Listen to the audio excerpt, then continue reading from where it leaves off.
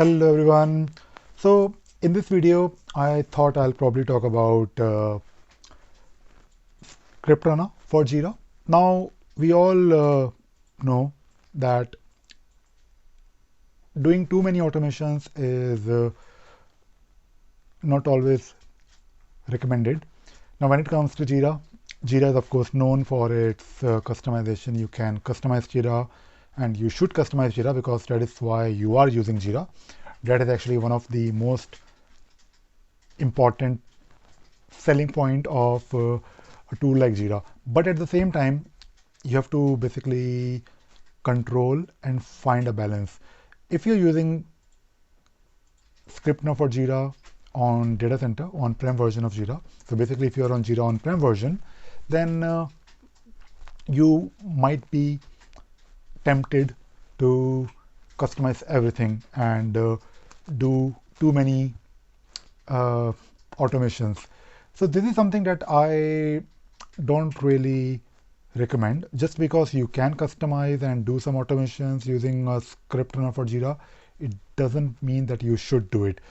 So basically what you need to do, whenever there is a need for a customization, first ask the user or yourself why you need to automate this, and try to break down things. Try to basically simplify by asking these questions, maybe to the end user. For example, if someone is asking you, let me think of an example. So let us say if someone is saying that we want to make sure that the epic status should be automatically transitioned to a specific status based on the status of all the stories under it. Now you can of course automate this, and there are some valid use cases where it makes sense to automate this.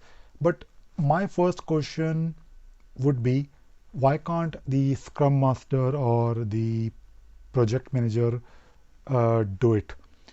Because someone has to ensure that those stories are delivered with quality, right? So it is not really always about if it can be automated, then automated. Of course, you can always write some script somewhere, maybe using a post function or a listener, or basically somewhere you can always have the script that will update the status of the parent and maybe the parent of the parent. But you should try to figure out why you need to do this. Ask the user what is the problem doing it manually, and tell them that yes, it can be automated, but how do you ensure that these stories are closed? What is the criteria? Is it just the status, or do you need to check something? And when you ask these questions, and you should ask these questions because I guess if you're watching this video, you are maybe a Jira admin, but at the same time, you should not really just act and behave and work like a Jira admin. You should also think about becoming or doing consultation, because you are the owner of the tool. You are actually responsible for making sure Jira is up and running, Jira is working fine. And if you just keep on adding these scripts in the beginning, it may seem like a simple win, that yes, we have done this wonderful automation, and you might feel proud, and you might think that yes, I've done this automation, so I'm the hero, or basically heroine, whatever. So basically, don't really just look at these short-term small automations or wins. Also think about the impact it can or it may have on the overall performance of your Jira instance. Because when I'm telling this from my experience, you can easily mess up your Jira instance, and if you add those scripts that are running in background all the time, you're actually consuming the resources of your JVM or whatever server where you're running Jira, right? So you have to basically keep these things in mind and uh, have some process control checks around any new automation. Of course, try to optimize the usage of your current scripts, and uh, in some cases it makes sense to automate stuff in Jira. And when it comes to automation, of course you need to have some experience both on the delivery side and also on the Jira admin slash consultation side. But there are some cases where it makes sense to automate something. For example, to give you a generic answer, you should look for those cases where you're trying to fill the gaps of the tool.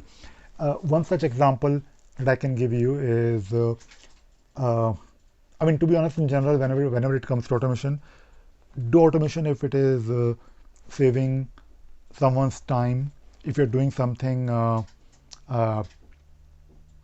that has to be done always, if you're trying to basically perform some calculations that someone is doing manually. And one very good example is to send daily emails like a summary. And this is one example where it makes sense to use scripts. Imagine you or someone in the PMO team is spending 2 hours looking at various Jira issues, trying to get some updates from people, and then creating a report. And I know from my experience that it happens quite a lot, where someone is just sending an email every day based on the information which is already there somewhere. And these people are also responsible for chasing people. Can you please update this issue so that I can send my email? Is it done or not done? This was supposed to be done today, but it is not done, and I need to send this email.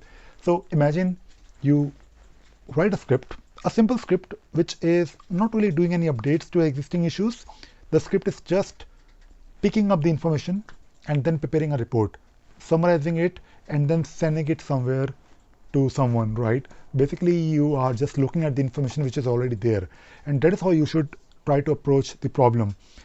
If you're updating something in Jira, then you can potentially break things, you can potentially cause some problems. But if you're just looking at the information, imagine that you're creating cycle time or lead time, you're creating some reports based on how long it took for your development team to do something. Basically, some kind of a report, analytics, which is basically available for your senior management to just read the email every day. Okay, so as of today, we have received 20 high priority bugs that we resolved within 2 hours. And as of today, we have for this PI 50 epics, but 20 of those epics are resolved, because our definition of resolved is for a particular epic, look at all the stories under it and calculate a simple percentage based on the status. So if you're doing these things, then you are, of course, saving a lot of time. And by doing this, imagine this email is going out every day to stakeholders, to managers. So whatever you are doing in the script is based on the information that you have on those issues. So you will eventually, in a way, encourage your users, your stakeholders to update and make sure they update their Jira issues, because if they don't, then this email that will be sent out will have, of course, some wrong or not so up-to-date information, and maybe this will not really look good, right? So I think you get, hopefully you get what I'm trying to say, that whenever it comes to automations, try to understand and try to ask why you need to automate this. And if you don't really have this process to accept or challenge the end users why you need to do this automation, then after a few months, in the beginning, you may feel good about it, that yes, I have done this wonderful automation, but you're also responsible to make sure and ensure that your Jira instance is running perfectly fine. I do spend a lot of time looking at some old scripts that are absolutely useless, not because they were doing something great, but because there was no need. I mean, if you're trying to, let us say, do something which should be ideally done by some actual person, not really a script, then it is, I mean, to be honest, end of the day, Jira is just a tool. It will enable you to do the work, but you're not really supposed to replace actual real people. I mean, of course, you can automate a lot of these things. I think I mentioned in one of my video that things like starting the sprint automatically or ending the sprint automatically. I know there are a lot of possibilities now, but you should not, right? I mean, if you're starting the sprint automatically, if you're ending the sprint automatically, then who is responsible for it?